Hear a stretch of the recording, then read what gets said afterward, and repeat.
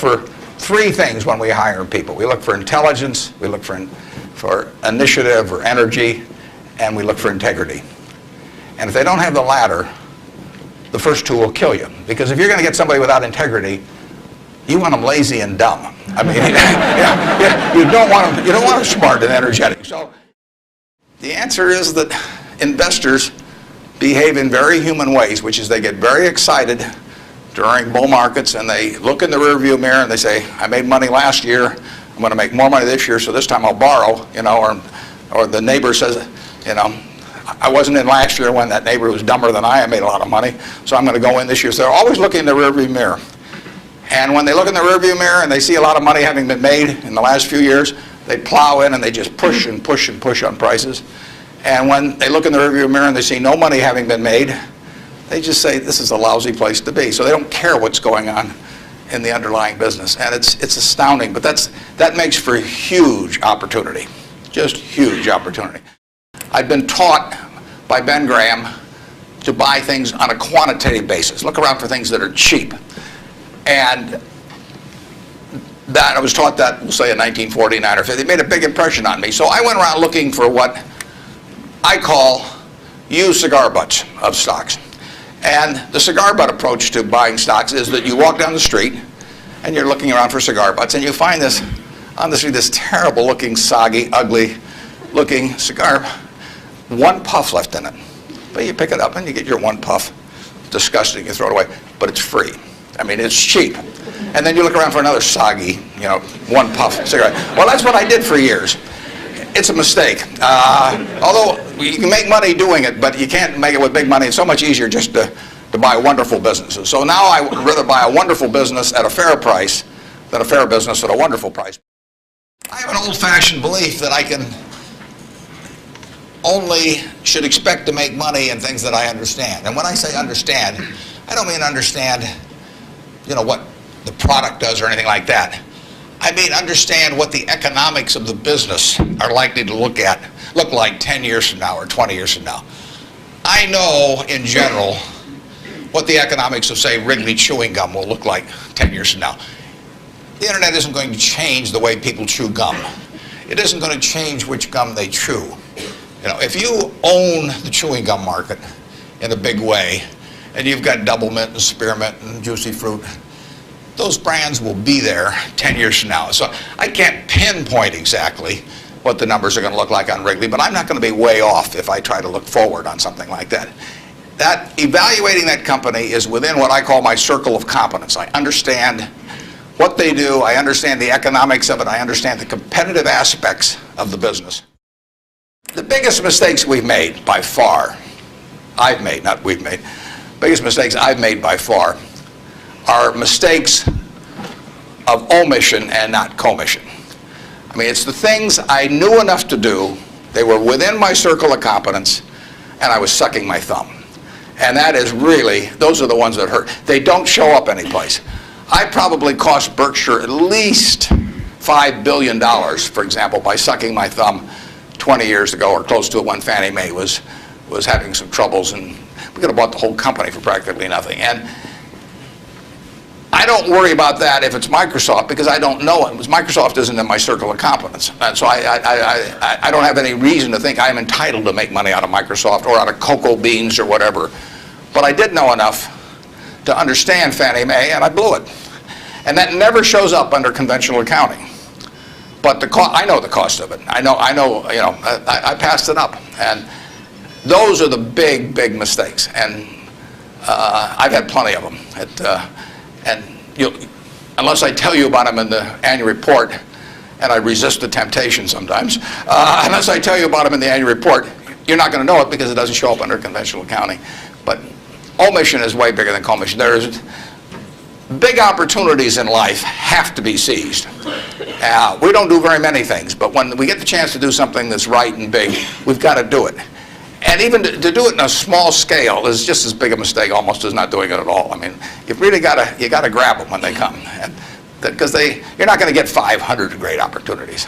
In terms of our wholly owned businesses, we're not going to sell no matter how much anybody offers us for them. I mean, if somebody offers us 3 times what something is worth, at See's Candy, the Buffalo News, Borsheim's, whatever it may be, we're not going to sell it. I may be wrong in having that approach. I know I'm not wrong if I owned 100% of Berkshire, because that's the way I want to live my life. I've got all the money I could possibly need. You know, it just amounts to a change in the newspaper story on my obituary and the amount of money that the foundation has. And to break off relationships with people I like and people that have joined me because they think it's a permanent home, to do that simply because somebody waves a big check at me would be like selling one of my children because somebody waved a big check. So I won't do that. And I want to tell my partners I won't do it so that they're not disappointed in me. More and more with certain stocks, we've got that approach. Now, if we were chronically short of funds and had all kinds of opportunities coming, we might have a somewhat different approach. But our inclination is not to sell things unless we get really discouraged perhaps with the management, or we think the economic characteristics of the business change in a big way. I mean, and that happens. So, but we're not going to sell simply because it looks too high, in all likelihood. I mean, you can't make that 100%. So now let's go over here. Hello, Mr. Buffett. I got two short questions. One is, how do you find intrinsic value in a company? Well, intrinsic value is the number that if you were all-knowing about the future and could predict all the cash that a business would give you between now and Judgment Day, discounted at the proper discount rate, that number is what the intrinsic value of a business is. In other words, the only reason for making an investment and laying out money now is to get more money later on, right? That's what investing is all about. Now, when you look at a stock, when you look at a bond, so it means the United States government bond, it's very easy to tell how much you're going to get back. It says it right on the bond. It says when you get the interest payments, it says when you get the principal. So it's very easy to figure out the value of a bond. It can change tomorrow if interest rates change, but the cash flows are printed on the bond. The cash flows aren't printed on a stock certificate.